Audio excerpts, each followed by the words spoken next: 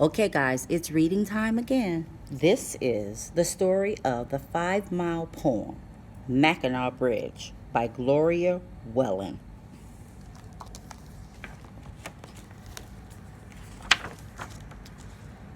Mackinac Bridge. My father was one of those hunters who waited sometimes all night to take the ferry from the lower to the upper peninsula of Michigan.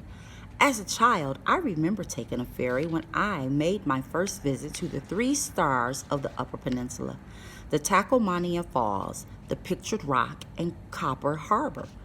Living only an hour from the straits, I watched month by month and year by year the building of the bridge.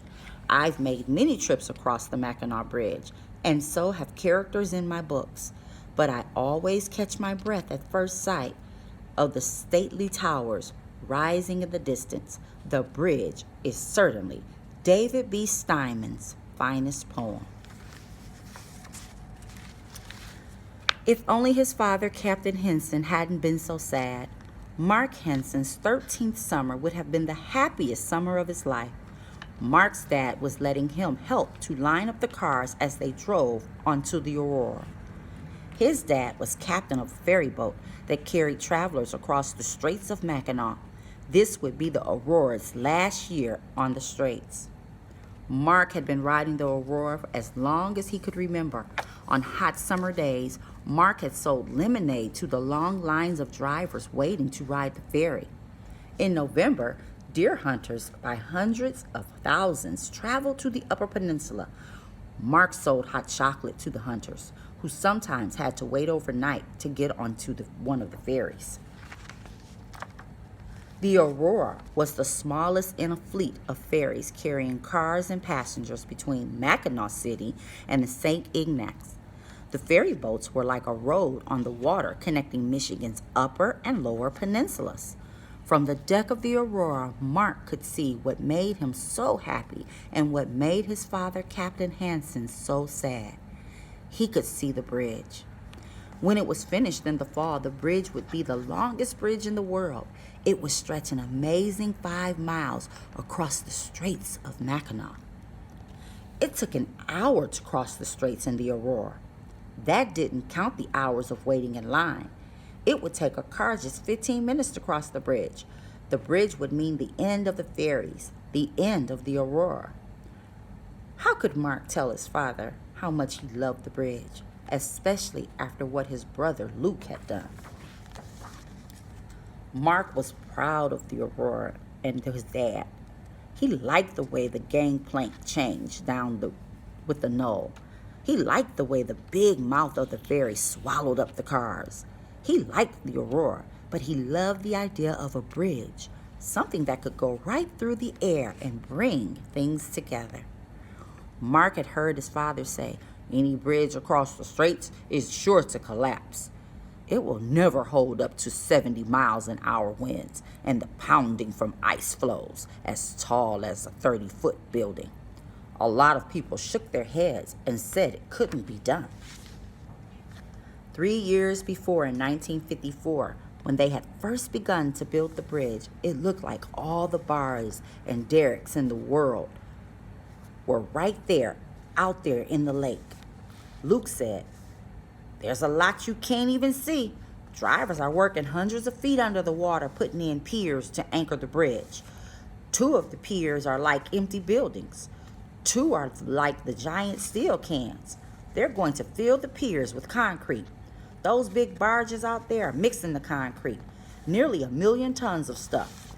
When the bridge is done, 2/3 of it will be underwater." Then Luke said something strange. "It's next year I'm waiting for." "What do you mean?" Mark asked. "Wait and see," Luke said. All summer the barges made concrete. All summer the concrete disappeared under the straits. Mark tried to imagine the divers down there with all their equipment. It must be like an underwater city, he thought. He wished he were there.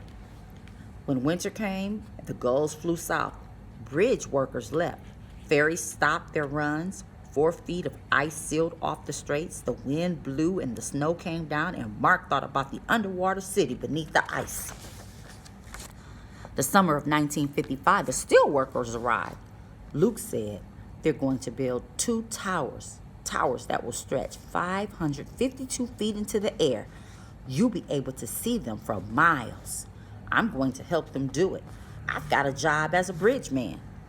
That bridge is going to put me and the Aurora out of business, Captain Henson said. How could you give them a hand? He stopped talking to Luke. Meal times were pretty quiet. Finally, Mrs. Henson said, I'm not sitting through another silent dinner. I understand why your dad resents the bridge, but that bridge is going up, and Luke might as well be a part of it. Captain Henson said, Pass the bread, Luke. The silence was broken. Mark breathed a sigh of relief. He smiled, thinking his mom had been like a bridge herself, bringing Dad and Luke together. Luke had a special pair of gloves and a helmet to wear to work. He left each morning Mark was awake. Mark watched the tower going up on the north side of the bridge. Luke was up on that tower, king of everything he saw. When the first tower was in place, an American flag was hoisted to the top. By October, flags were flying on both towers. In January, winter winds lashed the towers, pounding and shaking them. The towers stood firm with their ice-coated ribs. Mark thought they looked like 2 frozen skeletons. Mark and Luke built their own bridge, the kitchen table. It'll be a suspension bridge, Luke said. The roadway the cars drove over were held up by the cradle of cables. Mark made 2 towers from milk cartons. There's nothing in the middle, he said. How are they going to get the cables from one tower to the other? Luke said. They'll build a catwalk, a temporary path, to walk on while they spin wires. Luke wrapped strands of wire around the 2 of their mother's spools of thread. He told Mark to string wire from one end of the bridge to the towers and then to the other end of the bridge. More wires hung down to hold up the cardboard roadway. They had made a bridge.